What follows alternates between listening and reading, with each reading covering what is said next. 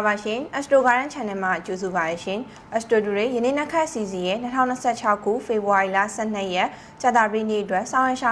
ရမယ်နက်ခတ်ချိန်ခါတွေကိုစီစဉ်တင်ဆက်သူများဖြစ်ကြတဲ့ကျွန်မရွှေရုံအောင်နဲ့မှနှစ်ပတ်အိမ်တို့မှာစီစဉ်တင်ဆက်ပေးသွားမှာဖြစ်ပါရရှင်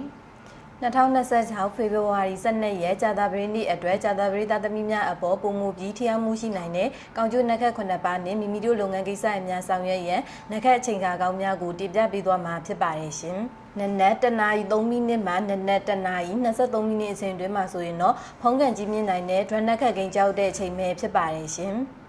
နနက်3:58မိနစ်မှနနက်4:18မိနစ်အချိန်တွင်းမှာဆိုရင်တော့စံထအောင်မြင်ပြီးမြေတားရေးကိစ္စတွေကောင်းမွန်နိုင်တဲ့စုံနက်ခတ်ကိန်းကြောက်တဲ့အချိန်ပဲဖြစ်ပါတယ်ရှင်။နနက်8:50မိနစ်မှနနက်9:10မိနစ်အချိန်တွင်းမှာဆိုရင်တော့ဘယ်လုပ်ငန်းမျိုးမဆိုလုပ်ကိုင်မှာကအောင်မြင်မှုရရှိနိုင်ပြီးကန်စာတာထွက်တဲ့ရောက်ရှိနိုင်တဲ့အဓိပတိနက်ခတ်ကိန်းကြောက်တဲ့အချိန်ပဲဖြစ်ပါတယ်ရှင်။နနက်8:29မိနစ်မှနနက်8:49မိနစ်ချိန်တွင်းမှာဆိုရင်တော့ရာထူးဩဇာအနာဂတ်ကြီးမြင့်နိုင်တဲ့ထိပြုနက်ခတ်ကိန်းကြောက်တဲ့အချိန်ပဲဖြစ်ပါတယ်ရှင်။ည8:55မိနစ်မှည9:15မိနစ်ချိန်တွင်းမှာဆိုရင်တော့အင်ချမ်းမြေရင်တွေအယောင်းဝယ်ကိစ္စတွေပြုလုပ်ပါကကောင်းမွန်နိုင်တဲ့စေဖြူနက်ခတ်ကိန်းကြောက်တဲ့အချိန်ပဲဖြစ်ပါတယ်ရှင်။နေ့လယ်17:55မိနစ်မှနေ့လယ်12:15မိနစ်ချိန်တွင်းမှာဆိုရင်တော့ငွေကြေးရွှေငွေရတနာထီကန်ဆန်မှုကန်တွေကောင်းမွန်နိုင်တဲ့ရတနာနက်ခတ်ကိန်းကြောက်တဲ့အချိန်ပဲဖြစ်ပါတယ်ရှင်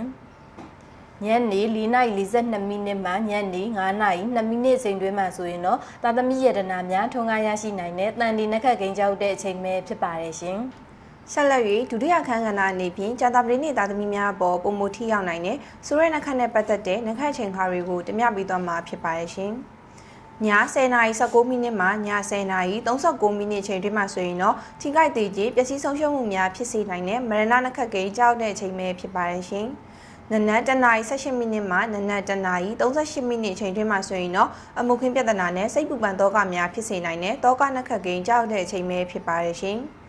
နနက်6:41မိနစ်မှနနက်9:10မိနစ်အချိန်တွင်းမှာဆိုရင်တော့ဆုံးရှုံးပျက်စီးမှုများဖြစ်စေနိုင်တဲ့ဆယ်ရိုင်းနက်ခတ်ကိန်းကြောက်တဲ့အချိန်ပဲဖြစ်ပါရဲ့ရှင်။နေ့လယ်1:45မိနစ်မှနေ့လယ်2:05မိနစ်အချိန်တွင်းမှာဆိုရင်တော့မိတ်ဆွေသင်္ကာများဆုံးရှုံးပျက်စီးမှုတွေဖြစ်စေနိုင်တဲ့မိတ္တုနက်ခတ်ကိန်းကြောက်တဲ့အချိန်ပဲဖြစ်ပါရဲ့ရှင်။ည9:33မိနစ်မှည9:53မိနစ်အချိန်တွင်းမှာဆိုရင်တော့အလုတ်စီးပွားထိခိုက်ဆုံးရှုံးပျက်စီးမှုများဖြစ်စေနိုင်တဲ့ဘင်္ဂနက်ခတ်ကိန်းကြောက်တဲ့အချိန်ပဲဖြစ်ပါရဲ့ရှင်။